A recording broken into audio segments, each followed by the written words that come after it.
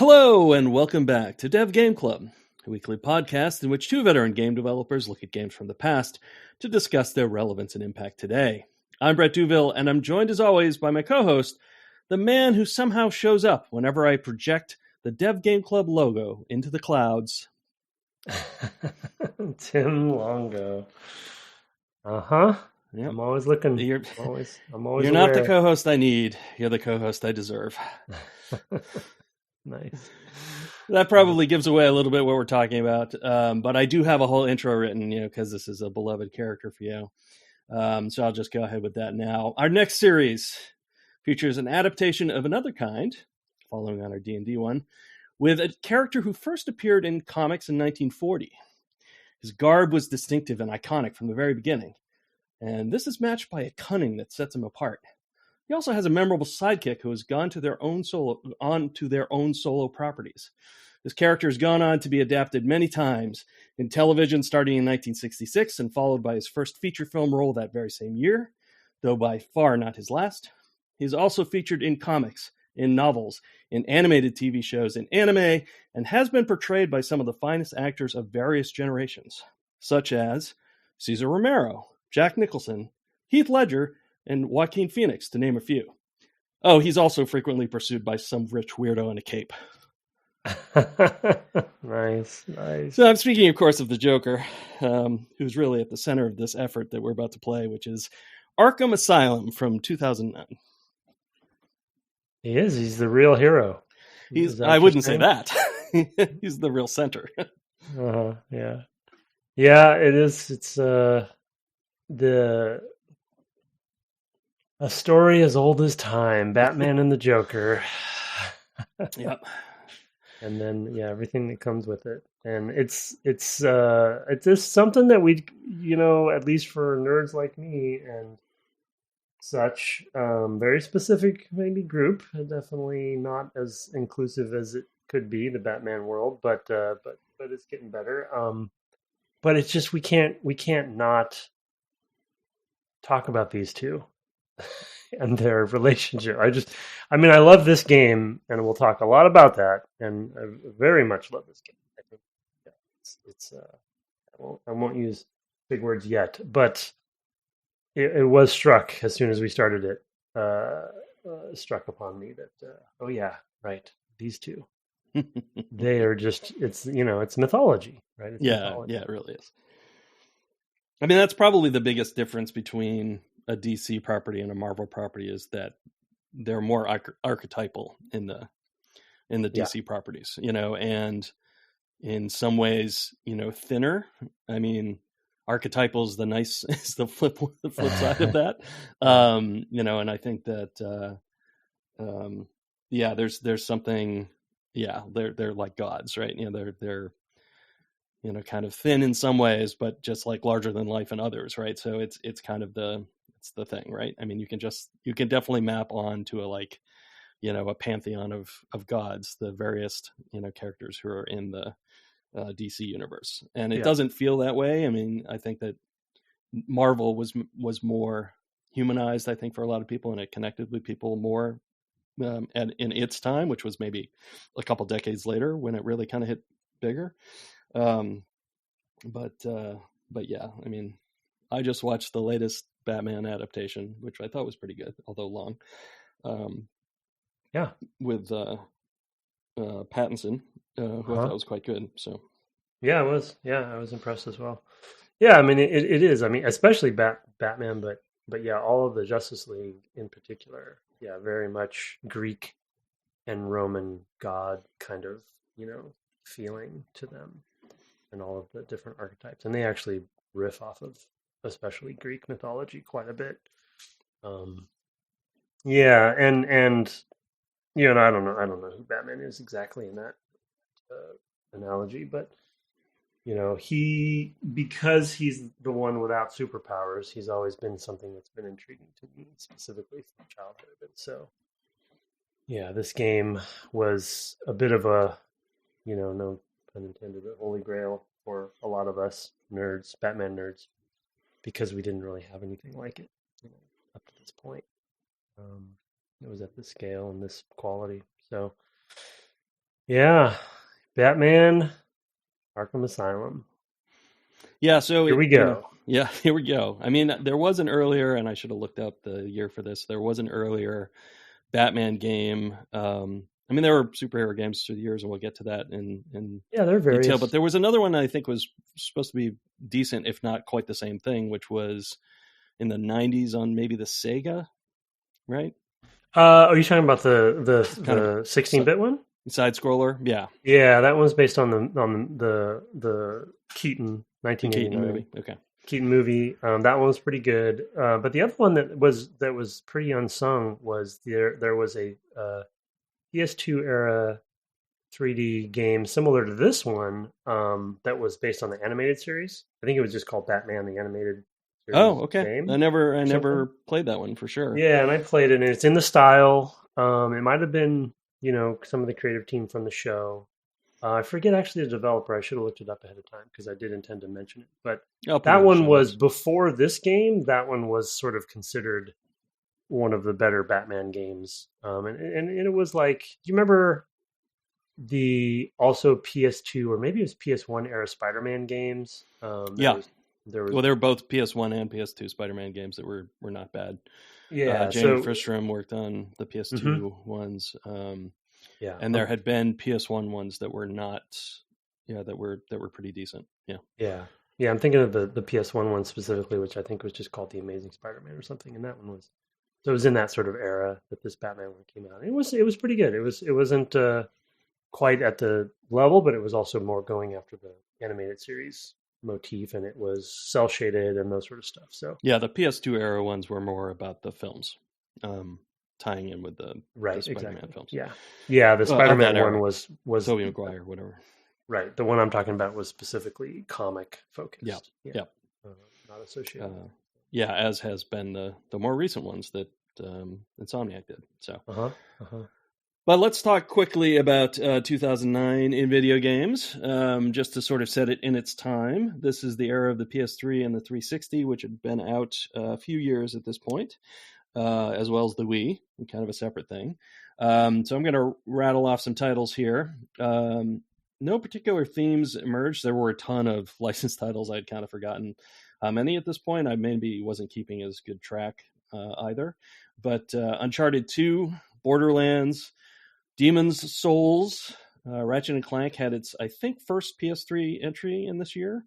Brutal Legend, League of Legends, there's a PC title for you. Assassin's Creed 2, Infamous Dragon Age Origins, which I threw in there because of it being not a D&D game, but sort of in that kind of milieu, having just played Eye of the Beholder. Left 4 Dead 2, and a couple Wii titles, New Super Mario Brothers Wii, and Bayonetta, which actually, now that I'm saying that, I think was PS3 and Xbox 360, but later came to Nintendo hardware, maybe on the Switch. And that's where she continues today, Bayonetta. She had her latest installment recently. Any there that I missed? We were kind of rushing to get the list together, No, I think you got it. I think you got all of them. Yeah. Cool. All right, well, let's dig into the game then. You wanted to talk a little bit about Rocksteady. This is their first game, which is kind of remarkable. It's their second, actually. Oh, is it really? I didn't know Yeah, that. yeah. That's why I wanted to talk about Okay, them a cool. little I bit. did not know and- it was their second game. Yeah, and I'm gonna gloss over some of it because Rocksteady has had a little bit of a there's been some history in the press and stuff, so I won't go into that stuff. So we'll be careful about talking about that stuff. But yeah, they did a game called Urban Chaos, which was the reason I bring it up is when they did Urban Chaos and when they did Arkham Asylum, they were still not they hadn't been purchased by Warner Brothers yet, and they were in the Eidos family, which I was working at Crystal at the time, and so they were sort of like in the sort of same group of developers, essentially sharing expertise and kind of meeting from time to time and things like that. So they weren't owned by Eidos, but they were published by Eidos, I believe. And so Urban Chaos did okay. I would think it was a first person shooter kind of game. That's what it they were using says. I a had lot not of heard of it. So physics, kind of, yeah, and it was okay. I mean, it wasn't a stellar game, but they kind of got their feet underneath them that way. And I think before that, maybe Jamie Walker and Sefton Hill had formed Argonaut Games or something like that. So and then they broke off to do Rocksteady. But this game definitely put them on the map. And the only reason I bring it up, to your point, even though it wasn't technically their first game, Arkham Asylum for Rocksteady and Rocksteady as a studio kind of came out of the shadows. oh boy. Because You give me a hard time.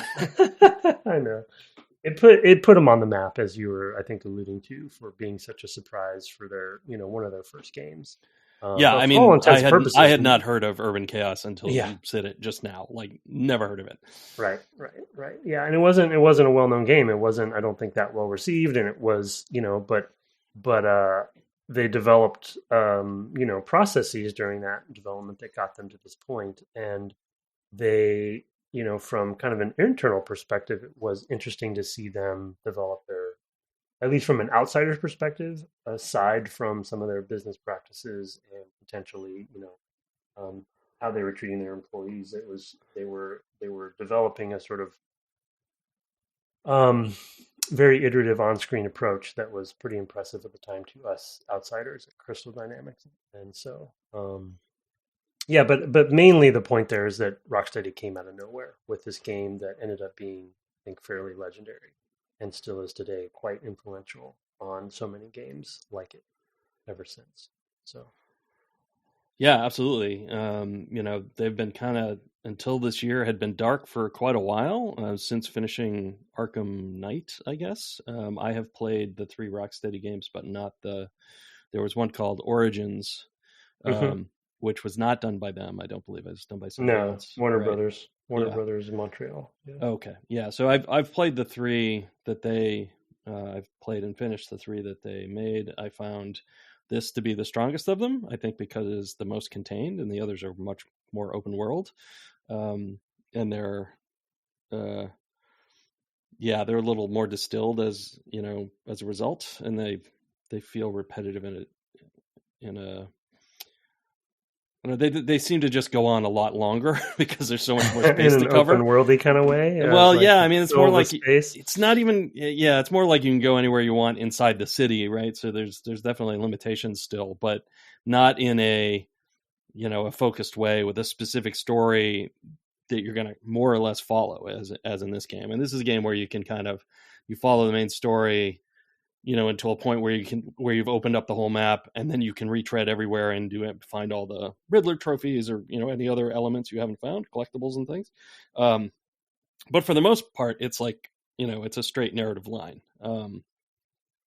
through a number of encounters and things like that. So the structure is more confined, there is less player driven choice as to where you need to go next, in the latter 2 games. They're more like Ubisoft games where it's like, well, you do this and then you can cover more of the map, and now you have that whole section of map with 1 million individual activities you can do, including like hundreds of Riddler challenges, which are the sorts of things that I gave up on because they often involved navigating the Batarang into very tight spots, and I just can't do it anymore. Yeah, it's very hard to control that thing. So in my opinion, it was not really for me, but so I find this one of the 3 the most remarkable because it's, I think, out of the gates, it's also the strongest game, that they've made that I know of, right? Because I haven't played, their next game is not out. And of course, as I mentioned, I'd never heard of Urban Chaos. So this was like a really strong out of nowhere kind of game, and nothing comes from nowhere because, of course, these were people who'd worked in games before and things, but it was just kind of a surprise. Like, wow, somebody took on a superhero game and did it really, really well. In what for me was their first title, even if I guess I was wrong about all these years, because superhero games are often bad. Yeah, I mean, it's that goes hand in hand with the story because, like, I mean, I totally there was they had a bad rap. They were largely license. You know, they were licensed titles. Yeah. Not largely, they were literally licensed titles. They are entirely licensed titles based on, you know, comics and stuff and the translation, you know, and sometimes films, but the translation just never got there in most cases. Like when we think back before Arkham Asylum, to be honest, other than like, you know, the one I mentioned and a couple Spider-Man games that did, you know, that were, you know, Spider-Man 2 specifically critically acclaimed, there really were not a lot of them that had overcome the licensing problem. Right. And we've talked about that from time to time in other ways, like Star Wars, etc. Right, like some of the challenges that come with just slap a license on something, right, and just kind of go for it, and that can often not, you know, not succeed. We talked about some of EA strategies when it comes to Lord of the Rings and other things that they were trying to do with when they went through their heavy licensing phase. Godfather, you know, things like that. Often too, it can be really weird in that, you know, especially earlier on, there was kind of a mold into which any action property would fit. So you just kind of made, as we mentioned, a fairly decent 16-bit Batman game, but there were just lots of games that were like that at the time, you know, that particular style. So the licensed games didn't necessarily stand out except for the license. So the idea was you were trying to pull in, you know, the people who went for that license. And as a result, the games were often made, you know, it's a little too strong to say cheaply, but at least quickly and like using a mold that was well understood and not really breaking any kind of new ground. Yeah, because they were trying to they were using a license and then taking a tried and true game design supposedly, or replicated, you know, game design, and just trying to cash in. You know, I mean, it's unfair to generalize them all as cash-ins, but generally that was the problem, right? So there wasn't enough attention to detail on making a good game because they thought, okay, and similar to Star Wars, similar to Lord of the Rings, whatever, oh, we have this license, you know, maybe we don't have to go as far as we would in another case because we do have the license. You know, and I just remember as a huge Batman fan my whole life wanting, and that's why I clung so hard to the animated series game that I mentioned, because it was the closest I had as a fan up to that point. And of course the animated series was so good as a you know, animated piece of content. So kind of that was nice, but it wasn't like game of the year kind of, you know, material. And then when this comes out, you know, I remember it feeling like watching, which I know you haven't seen and I don't think we'll ever see. It reminded me of watching Fellowship of the Ring in the theater for the first time, because it was similar in that for the first time ever, there's another piece of content that is as good as my hope for what I got from the books, you know, from Lord of the Rings. And it's like, this is they did it. You know, it's fulfilling all of my expectations and in some cases going further. And it's the kind of thing that you don't think, as a nerd like me, you don't think is possible. It's like, well, nobody could ever adapt Fellowship of the Ring to make it that good, you know, and then they did it. And, you know, each Two Towers and Return of the King got a little bit less good, but still they kept pretty good quality the whole series. And playing this for the first time, it was like I was dumbfounded. I was like, what am I playing here? This is impossible. This was not supposed to be possible that you could make it good, because we got into this rut where it's like, well, it's just never going to happen. And another analogy is that that's what people thought about superhero movies for so long, right? Yeah. Until the MCU really cracked that all open. And now you can't get enough, but can you? Oh, yes, you can. You definitely can. Yeah. So you can overdo it. I mean, and 2005 was Batman Begins, which might have even been before the MCU. Oh yeah. Uh-huh. Yeah. Right. So, and that, you know, started the Nolan trilogy, which were also really strong adaptations of the material. You know, taking somebody who was, you know, had definite directorial vision, you know, and applying that to this property. So yeah, that was a big fork in the road for superhero movies, I'd say. Yeah. I mean, 89 Batman did well, and I think it was a revelation because of people like Jack Nicholson and Tim Burton and things like that, but but it wasn't. Yeah, it was strongly art directed. It's a lot Yeah, campier and kitschier than the It- later, more serious sorts of film approaches. I mean, and I don't say that negatively because I think those did its job well. Yeah, I think those first two movies of those Keaton Batman, well, that started with Keaton, but then had Kilmer and what's his name, George Clooney. Judge Clooney. Is there anybody else? We're just three Batman. It was like, we're just going to put a different guy in the suit every couple of years, and it was definitely diminishing returns very quickly on that series because Tim Burton also exited after the first two movies. It had that second one is really quite strong too. Those first two movies are so weird. I mean, Burton's so weird. But I think you're right. It distilled it down into the Burton version, but also like there's a certain absurdity to Batman and the whole Bat universe, and he leaned into that, right? Versus like once Clooney and Kilmer came in and Schumacher, it's like he just went into completely wrong directions and kind of misinterpreted what was fun about what Burton was doing. Nice to meet you. Yeah, just like okay, I get it. You're making a comic book movie, but come on, like do your own thing too. But Schumacher. Also, feel like you care. Yeah, I mean, I think was part of the problem. Like, yeah. So bad run. But then when Nolan comes in, then it's like, oh, it's serious. It's like Peter Jackson coming in. It's like, oh, somebody who knows what they're doing is taking on this and taking it seriously and putting and has something that they want to say and right, making interesting decisions by who they cast. Whether somewhat divisive, but whether you agree or not, still at least being bold in those decisions, especially with Heath Ledger, I think was a great example. So anyway, I mean, posthumous Oscar winner for that. Yeah. I mean, it's not something you think you're going to hear about a Batman movie. No. Somebody won an Oscar for it. I mean, maybe for the effects or the costuming or what have you, but an actor or a director, I mean, just like, not something you would expect. Not that Nolan won for those. But just to like, you wouldn't normally think of as being, you'd be like, oh, it was nominated for a bunch of films. You'd be looking on the back of the box. It's like props and costuming. You're like, well, okay.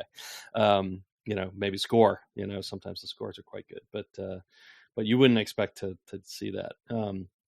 So we've kind of gotten off into other adaptations, but we kind of got there from superhero games and I guess other adaptations of superheroes just being not that good. I mean, infamously, Superman 64 being maybe the most lambasted title for a superhero game of all superhero games.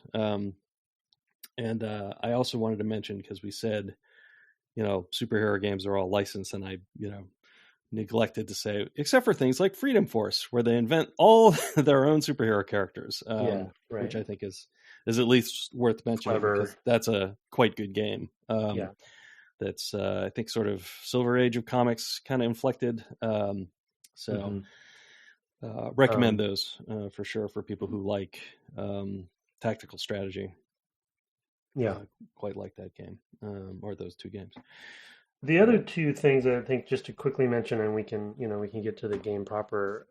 But as far as influences go, one thing I worked with somebody who worked on this game, and we would talk about it a lot because I was such a big fan, and that's why I was happy to work with him on it. But I know that the team, there are members on the team that really were big fans. In fact, this individual actually worked at a comic store earlier in life, and big fans of Batman, and kind of understood a lot of what the fans liked about Batman.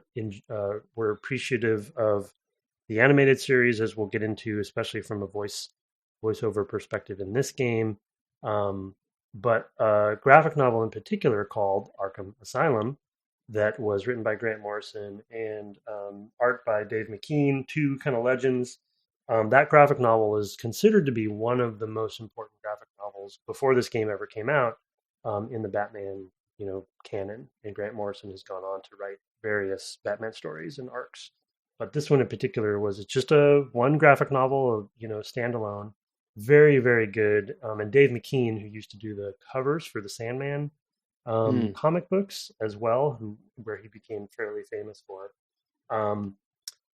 He's a very unique artist as well. And, the crux of that story is there's a lot of inspiration from that story in this game. And it obviously focuses around Arkham Asylum and the infatuation that I think Batman fans would eventually have around Arkham. We kind of take for granted that it's this sort of iconic, legendary location in Batman. And it always was there, but I think not until that graphic novel did it become like so legendary. And so, when this game came out, as a nerd like myself, I immediately would connect it with that graphic novel, being also a big fan of Grant Morrison's and Dave McKean's. And so the only reason I bring that up in both cases, and also who they hired for voiceover in this game, you could tell the people making the game loved Batman 2, got Batman, and they're doing their own take, which we'll talk about in a bit, which is good, probably what you want to do.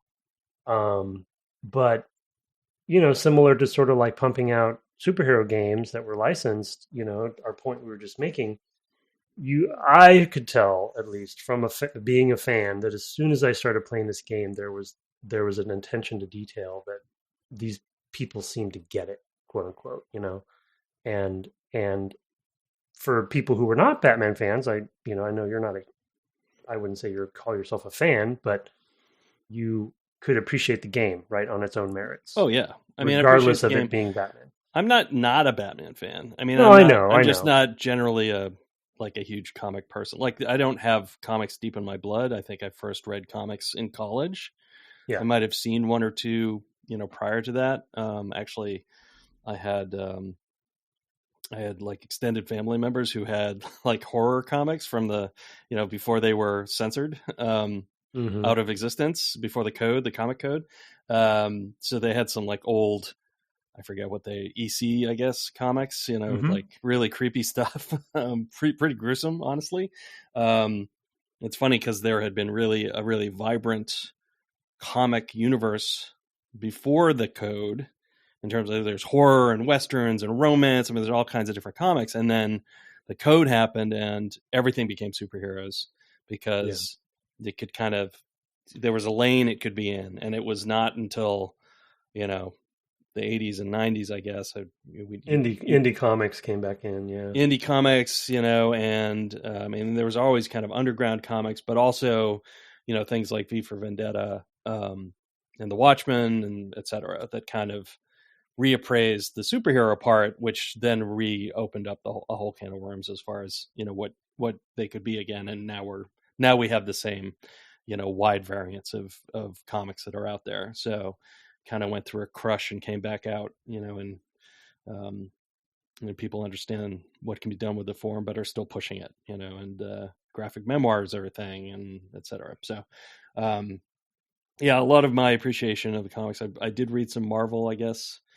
I did have an uncle who was a Spider-Man fan, so I knew a little bit more about the Marvel side of things back when I was younger, but it just wasn't part of my diet, culture diet when I was growing up. And by the time I was in college, it was kind of glancing. There was maybe the X-Men, like the Dark Phoenix thing. I remember being a storyline that I saw. But as a result, like, I was never a huge DC comics person. It's just because I happened to see, more of the other one first. And so that's probably why I'm not a huge Batman fan. But aside from the ones with Ben Affleck, I've seen all the Batman movies. So ironically, I have watched all of Batman the Animated Series, which was incredible. I was in grad school at the time, and so my time was a little more flexible because it was, I didn't have to be in class because I was doing research. So, often I was at home and be like, oh, you know what? I'll take a half-hour break and watch Batman the Animated Series every day. for whatever, a couple of years there. I mean, I think I've seen all of that series. Yeah. Well, I mean, yeah, and I didn't mean to call you out as not being a fan, but I just meant I'm just not a Bat stan. Yeah, when you see a Batman Arkham Asylum game, it doesn't maybe pull on the same strings, perhaps. No. And ironically for me, like I'm actually not a DC fan. I'm a Batman fan. Like I don't actually, I was never into the rest of DC. I was just deeply into all of the Bat universe stuff, which is weird. But I was a Marvel fan in most other ways. So just a weird cross section. But long story short, it's like, you could tell for me originally starting the game and playing the game. Oh, and I did want to mention from a development standpoint, I believe the team was quite small and smaller than you'd expect. And I think the game was developed in about 2 years, maybe less than 2 years. Like it was a very efficient and effective, though we hope sustainable and humane development. And we can't comment on that, but it was, I think to your point, we talked about this with various other examples. To your point on this game versus the rest of in the series, I feel like because this kind of came out of nowhere, if you take a step back and just look objectively, the constraints and the focus that this game has over the other two is, I think, a very telling and important element of why it is the best of them, in my opinion. Because it is so focused, because it isn't trying to do too many things at once, because it had constraints, because they had constraints, and they had to make, decisions around those constraints that focused them.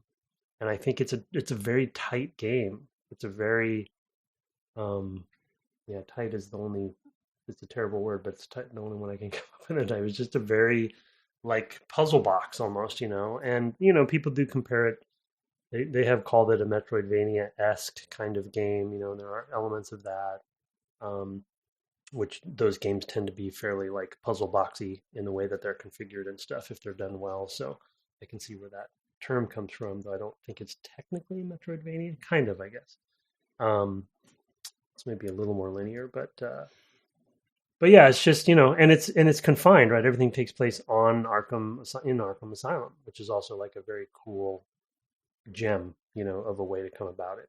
So yeah. I mean, that's maybe one of the things that other superhero games didn't do well, was to find the meaningful constraints, right? And they were able to find something that fit Batman well, where it's like, oh, okay, we could just be here and not have to build out and thus thin out your team, which I was looking up while you were talking, is around 60 people with production and production development and QA. I'm sure that's internal QA, because I'm sure the publisher had their own QA teams and things like that. But just in terms of like, before they get to the special thanks, just the Rocksteady crew is, around 60 people, which is pretty small for the time. 2009, I had worked on, so Fallout 4 or Fallout 3 rather had come out the year before, and that was, I think, around 90 people. Granted, I mean, but Bethesda's games are always surprisingly small teams, it feels like, too. Yes, I was going to say, and that's very small. I was going to say, because Assassin's Creed at this time, Assassin's Creed 2, I think at that time they had gone from something like 120 on the first one to like 500 or 600 on the second one. Yeah. And that is a team that's just a comparative scope. And again, different style game, a lot more game time in Assassin's Creed 2, a lot more, many more assets, etc.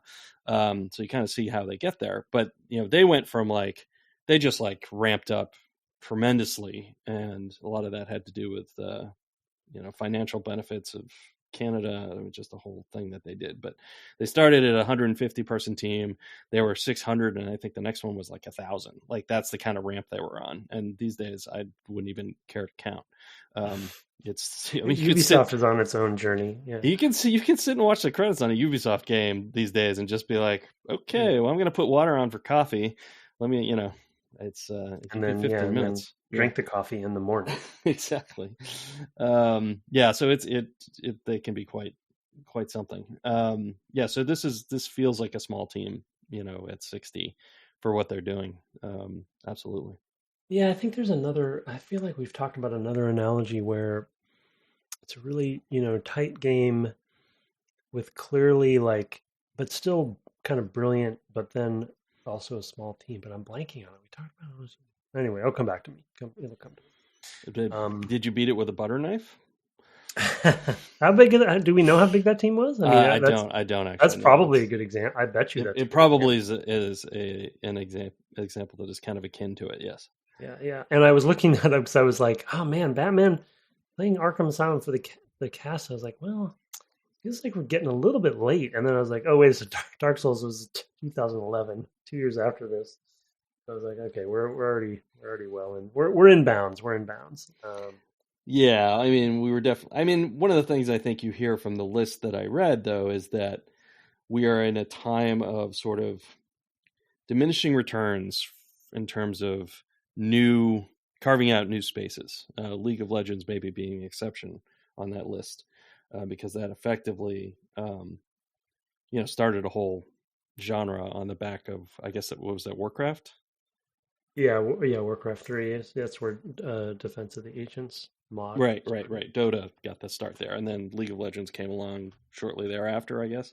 Yeah, some of the modders basically broke out. Different ones, they started different ones. There was another game in the escaping me that ended up failing, but League prevailed. Yeah.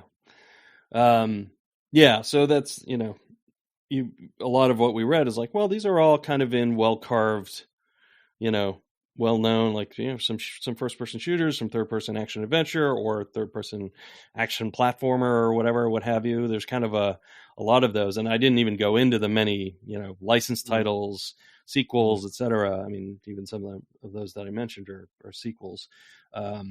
So it's picking out the things that are different. It's like this year of the things I read: Demon Souls,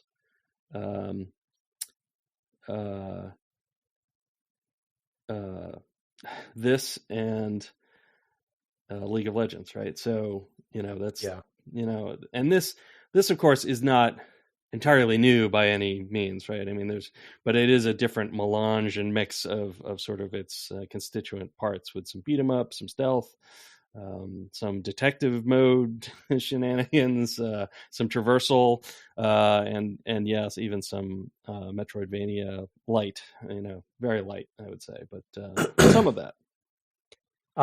We should mention the release date, because I think it is applicable to, or it relates to, our BioShock conversation, because it was August 25th. That's right. We talked about this, and we talked about this when we talked about BioShock.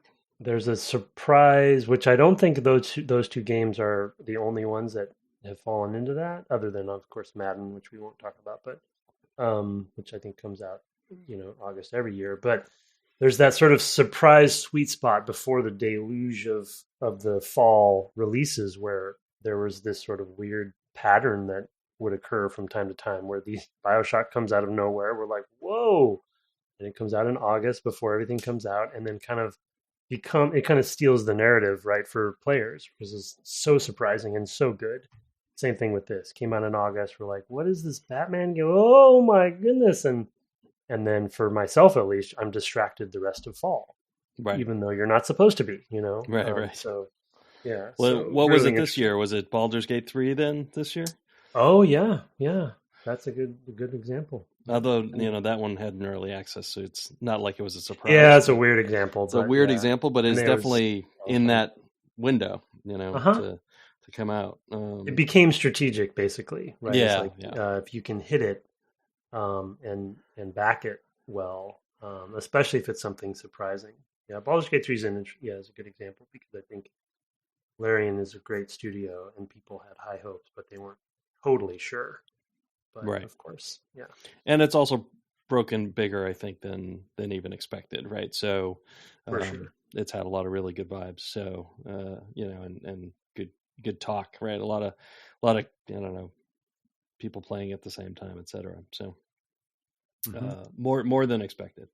So yeah, good for them.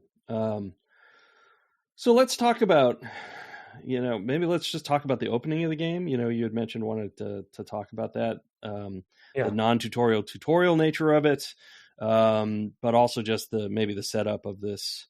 I'm not locked in here with you; you're locked in here with me type setup of a story as well. Yeah. Yeah. Oh, and did we mention the voices? Getting all the voices from the animated series. We should at least mention that, as well as having Paul Dini, who was credited as the writer here, who wrote for the animated series, Kevin Conroy as Batman, best Batman voice for sure ever. Mark Hamill and Arlene Sorkin. Yeah, who sadly passed away just a couple of weeks ago as of this recording, was the voice of Harley Quinn, who originated that character, which was a character created for the animated series. Which is not something I actually knew until just recently. I happened to look it up and be like, when did she start? I was probably in connection with the actress's death. And was like, oh, I didn't know that. Like, I didn't know that it started there because, as I said, I had no deep history with the character. I mean, I had seen some Batman 66, I should say, but also that was when I saw it, it was obviously in reruns, and just kind of like, this is weird. Like, this is a really weird show with a very strange sense of humor. The camp was not something that would have appealed to me when I was 10. Nowadays, I think I probably would appreciate that show even more, but because it's definitely intended, and it is intended to be as goofy. But anyway, so it has great voice cast and writing that comes from all of that. Anyway, I take it away. Yeah, well, I mean, I think it just comes back to the point of, probably Warner Brothers is helping out here, but also that, there's a emphasis on, I guess I'll say authenticity, though it's probably too strong of a word, but just lovingly crafting a Batman experience and knowing that the cream of the crop, especially for those three you just mentioned, when it comes to voice actors in a video game, would be to get people from the best voice acted content of Batman to date. And that's these three and some others. And so it just was another sign, right? It was another one of those surprises where you're like, wait a second, they really do care. They really do know that if you can get Mark Hamill to do the Joker in this game, and the script is halfway decent. They had Paul Dini also writing some of it, though I know that the team worked on quite a bit of the actual script, but Paul was probably story and overseeing a lot of cinematics and stuff. Yeah, no one writer generally writes a whole video game. No, the credits are all often very weird when it comes to that for writing in video games. But anyway, I mean, there's all the side, all kinds of side content. Like, you can find interview tapes, and there's an interview. Well, somebody had to write that interview, for some other actors to record, and almost certainly Paul Dini didn't come up with individual bits like that, for example, just to give an example for the listeners. Yeah, there's just too much. Yeah, so that's where narrative design comes in. But yeah, so it's just it's a astounding feat. And I'm looking at the script here, and I think, the credits for voice acting, and I think another telling thing, which was often done in this time, it wasn't too uncommon, but other than the top three, all the other actors played multiple characters, so there was a lot of efficiency and kind of creativity going into the voice recording for things too. I noticed that Adrienne Barbeau is in it as Gretchen Whistler, who I don't remember who that is, and the voice of Arkham. So that's a funny one. But yeah, there's a lot of good, and we realized there was a voice actor that played the Riddler who was in a game we worked on, Yeah. which is pretty cool. And the Riddler's was such a great character in these games. So yeah, it just bears another connection to the animated series in a really profound way, especially getting Paul Dini involved. So the opening has a Batman delivering a curiously easy to catch this time Joker back to Arkham where he belongs, and being met by the overseer who is running for mayor. I already forgot his name. Is it like Wheeler or something? Sharp. Oh, Sharp. Right. Okay. Could not. Oh, it's like his first name maybe starts with W. Something Sharp, Winston Sharp, or William Sharp, or something. Yeah, I don't remember his first. I only remember Sharp because the first Riddler clue is yes, scan his portrait. Right. Yeah. And he sort of is like, I'm going to watch him all the way back to his cell because he's got something up his sleeve, basically. And as I mentioned in the beginning, he's a very cunning enemy, the Joker, and he had this all planned, of course. And his plan is to trap the Batman in Arkham and do things to him over the course of the next, however long, until he ultimately catches Batman. This will involve, of course, a lot of Joker stuff, but you see both Harley Quinn and Killer Croc pretty early on as well. That's his name, right? Killer Croc? Uh-huh. Okay. You have to correct me on any, because there's going to be times where I say something else that comes from like Spider-Man, who's the same sort of character, and I'm going to go, it's not that. What's he called? Like in Batman, maybe it's Clayface and... Clayface, yeah. Okay, and in Spider-Man, there's like Sandman. Okay, yeah. Okay, so it's like they have their, yeah. But anyway, so he kind of brings them all in. He's got all these, murderers row, and is gonna, I don't know, put Batman through his paces all night. It's not really clear immediately what his plan is, but he's got something planned, and he's going to laugh his way through the whole thing. Yeah, and I think so. The opening cinematic shows a scene, a short shot of the Batmobile leaving Gotham, right? With and then they show he has Joker in the back, taking him to Arkham. So you have this sort of like, clearly we're not going to be in Gotham, which it's a Batman game, so we're crossing that off the list. It's a great introduction to Arkham as a very gothic, spooky place. And then when you get Control, which I think is, again, one of the brilliant openings of, for me, many games. Like, this is in the top for me because obviously fantasy fulfillment to some degree. I'm a Batman nerd, etc. But I just always thought it was a great way to still have you get a little bit of control, but still give the talk and walk, walk and talk feel, right? Where it's confined, constrained, you can't punch things, you can't do very much, but you're there. You feel like you're there. You feel like you're Batman. And they have your undivided attention to present the Joker to you, your main, target, essentially. And something's up, but it's such a good tension builder. Because all you're doing is walking down halls, and he's just taunting it's very Half-Life, Very Half-Life, yep. And then the Killer Croc introduction, where he is crammed inside that elevator, which is very big. It's not a small elevator.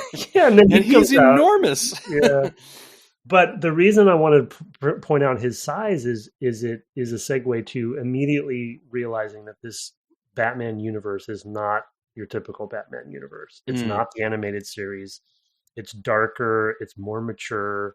It's right on the edge. There was a bit of a debate about this game because it still got a teen rating, and Batman obviously does not kill people, and there's notorious sort of line there, but he definitely causes some damage, and it is a very violent version of Batman. And the Killer Croc comes out and you're like, wow, this is all exaggerated. Even Batman himself looks like a wrestler. He looks like a bodybuilder, He's a tank. Batman is often very fit and very, muscular, but But this Not was like this. clearly This is like, exaggeration. John Cena or, whatever. It's like, Yeah, Stone John Cold Cena, Steve yeah. Austin kind of, whatever his name is. Mhm. Just like, Yeah. or The Rock or whatever. It was just somebody who's just like, you look at them and you're like, how is that the same species as me? Yeah, exactly. As Yeah. what Everybody's I just, think when I see them. even the cannon fodder, or even the Yeah. the guards and stuff, and the Yeah, the gang members or the whatever. gang members are that are coming from Blackgate? Blackgate. Sorry, yeah, thank you. You're correcting me now. From Blackgate, they're all their models I are thought you were going to go to Black Mesa next exaggerated. Yeah, but then on the flip side, you have Joker, which is is exaggerated in the other direction, and just that lanky, clown prince of crime and all of that stuff, and just like his face is exaggerated. It's just really bold choices, and trying to say we're not trying to copy a particular, like they're really, trying to think comic book wise, even there weren't, other than maybe oh shoot, I'm blanking on his name. There's one particular artist that I'm blanking on his name that did quite a bit of exaggeration, but even his stuff was a lot more stylized. They're carving their own their own version of this. I do see some influence of was it Alan Moore's Dark Knight? You're talking about Frank Miller. You're talking about. I'm sorry, Frank Miller. It's Frank Miller, not Alan Moore. Frank Miller's. His whatever beefy, that one is. Yeah, Dark Knight Returns. Yeah, beefy. I mean, exaggerated in different ways, but yes, sure. Pushing the character a little bit more. Yeah, and in a caricature of himself almost, right? Like not as grounded. Yeah. They had that skin as an unlockable in the second game, which I played the whole game with. I played the whole Arkham Knight with the Batman 66 costume. So. Nice, appropriate, nice. So it's just another. I guess my point is when you see Croc and you see that scene, and you're stopped and everything's really tense, and they shock him, and it's sort of like this isn't your father's Batman or something. You know what I mean? It's like you really feel like, or your grandfather, whatever that saying is, your grandfather's Batman. It really feels like they're trying to make the mark. And so for me, I was in from the beginning, and that whole sequence of building up to the opening and getting into the elevator. Then you're going down. You see the levels, right? You're like, oh, we're really deep here. I wonder how I'd ever get out of here if something goes wrong. And they're just, the setup is so simple. It's a prison break kind of story, right? It's like we're in the middle of the prison. The prisoners have taken over, and what do you do? That's kind of a tried and true trope of a story. And then you're the badass stuck in here. And then they introduce Harley Quinn, which, definitely some questionable character design in certain ways there from her animated series costume. But I will say that this character design did end up being a fork in the road for the character at large, and including into the most recent films where, the sort of aesthetic has been, with the ponytails and the pigtails and all those sorts of things. Like this art direction has influenced Batman in many ways across, without people really always realizing it, because it was successful. For better, it reminds me a little too of like the Alex Ross covers of things like Marvel's as well. Which again, not DC Universe stuff. Although I think he also did. He did, yeah. Shazam or something like that. He did. He's done everybody at this point. He's done everybody. But the similar kind of stature of those characters, like his Captain America, it reminds me of this Batman in some ways, like way more built, or something like that. The other touch point for me, the one comic I would have read before this time, largely because I follow the writer, would have been Gotham Central, which I know you liked as well, which I remember having a similar sort of gritty feel, though not quite noir like this. But it's definitely a darker darker look to a lot of it, and it does mean that the heroes and villains in that stand apart because it is from the point of view of the police officers, and I think that makes the characters just stand out that much more, which is, I think, another thing that's happening here. So another antecedent I could think of. Well, I think another note that I wrote down from an influence perspective, which is probably a little too obvious, is Gears of War. Also being an Unreal, and sort of the exaggeration of the anatomy, and even some of the way they're utilizing the Unreal Engine, where it comes to the modular level design and art and environment art and things like that. So, it looks like an Unreal game as well. It does. Yeah. It's got a strong opening, and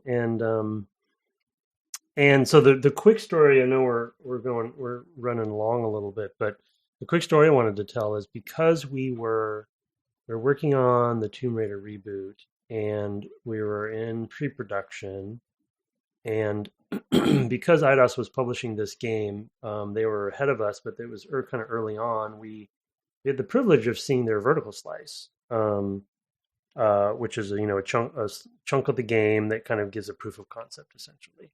And it was this opening, essentially. And so I think it was demoed for us. I don't think we were able to play it at the time, but the purity of what they were trying to do was already there. Like you admired its purity?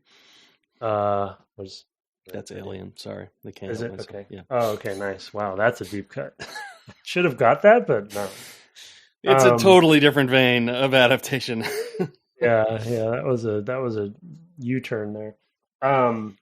But I just wanted to say that, the reason that it was interesting is because you could see early on that they got what they were doing.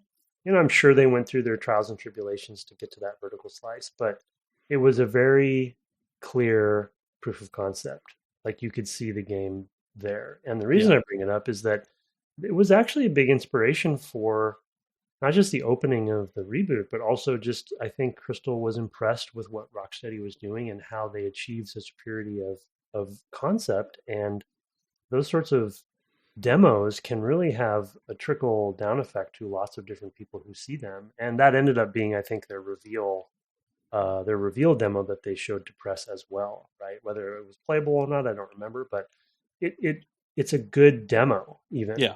And it also pushes, like you're saying, it pushes the sister studios to up their game, right? Yeah, right, exactly. I've definitely been in those situations where you've got a bunch of companies under one umbrella showing off their stuff, at a meeting, where all the companies involved, and that's definitely fraught, right? I mean, you want to really bring your A game to that, and really show your stuff. I think that we should probably also, because sometimes people chastise us for not clarifying our use of accepted industry terms, but can you explain what a vertical slice is? Yeah, I tried to very quickly, but go a little deeper. Well, yeah, I mean, it's meant to be a chunk of the game that gives you a proof of concept of the core gameplay loops and the core concept of the high level version of the game you might have seen in like a pitch deck or something, right? You want to see hopefully each gameplay loop. You want to see the art direction. You want to see ideally at least a section of the level that is fairly complete, so you can see what the target will be for the rest of the game, a character that's fairly complete so you can see that. And they went at least the demo we saw, they went above and beyond, and the whole section was pretty much built out. And there was still polish to be done, but you could tell their art direction. You could tell they had if you remember, not only was it a tutorial, as Brett mentioned, and it's one of the better tutorials because you're playing the game and learning without almost realizing it, right? Very directed, but still. And then they had the hand-to-hand combat section.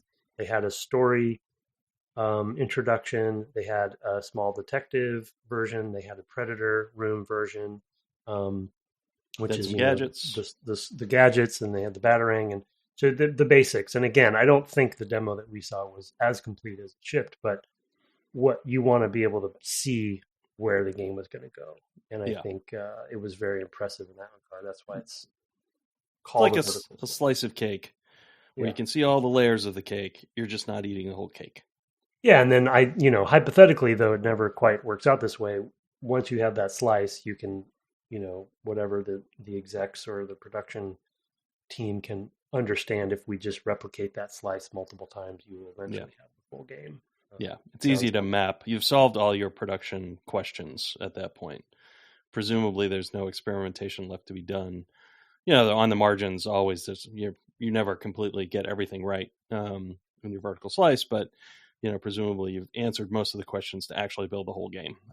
So you actually know what you're building and what you can build with the team you have. So it's meant to teach you all of those things.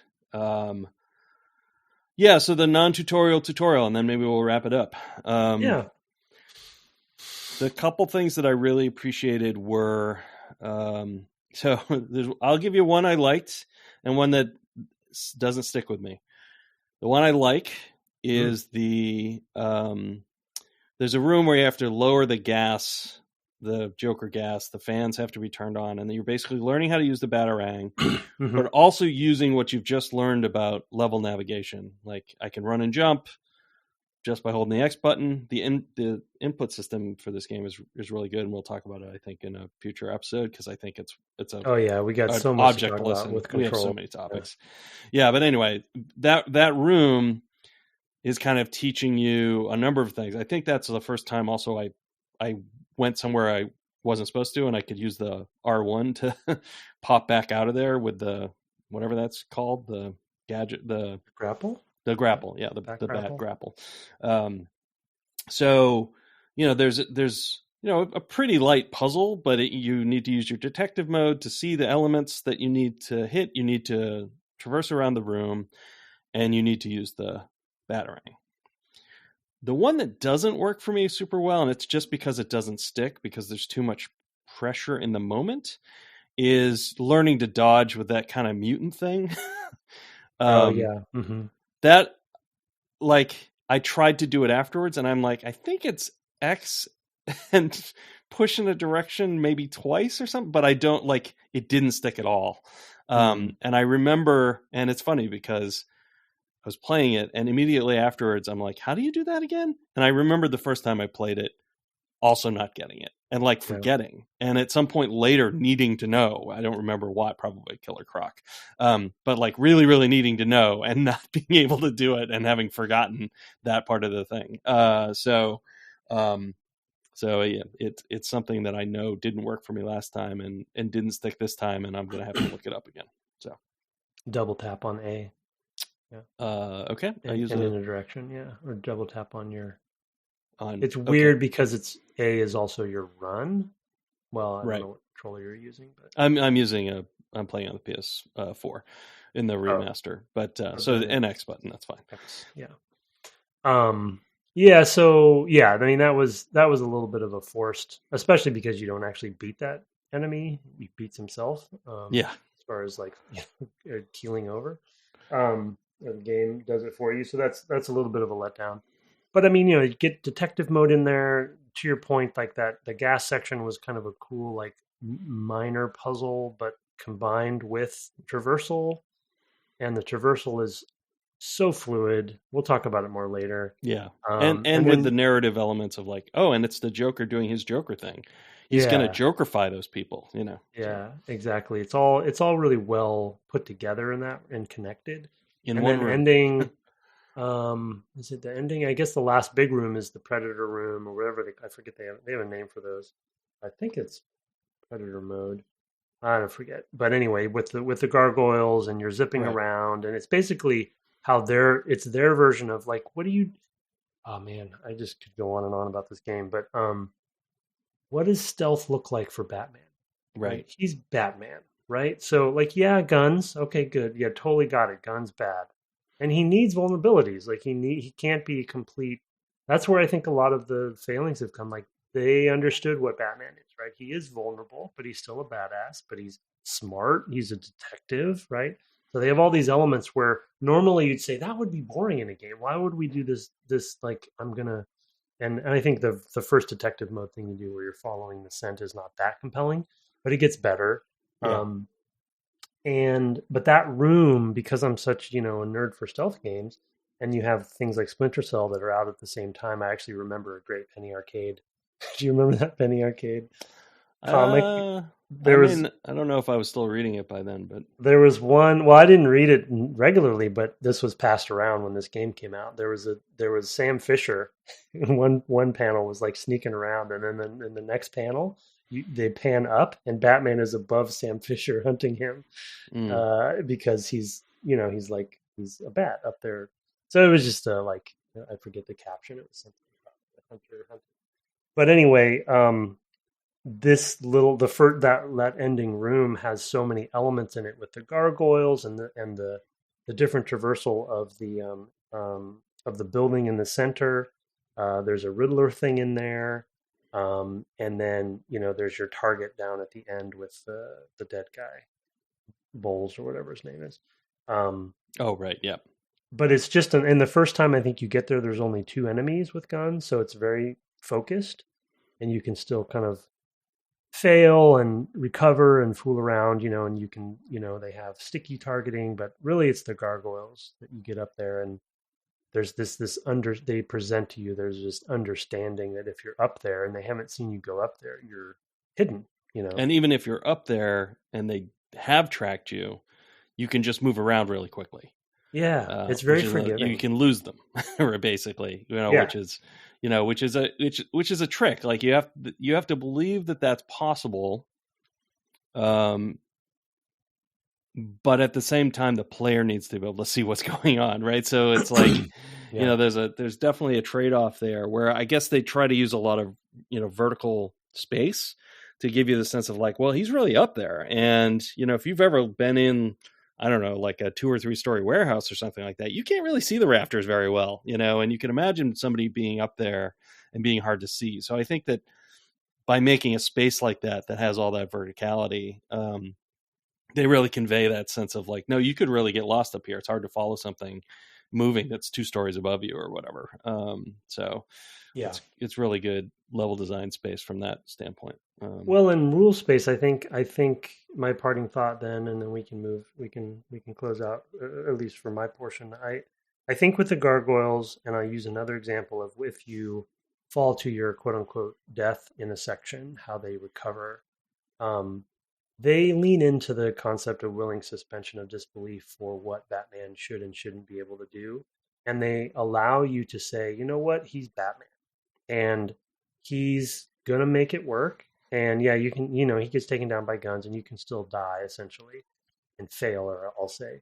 But, with the gargoyles, to your point, it's like, he's Batman. So he's on a gargoyle. He's going to move around and he's going to glide down, and kick people in the face or whatever. But once he's up there, he's good because he knows what he's doing. And the rules are just presented to you without really, it's not like a line of sight kind of rule system that stealth games have. It's not like you have to hide literally in a shadow.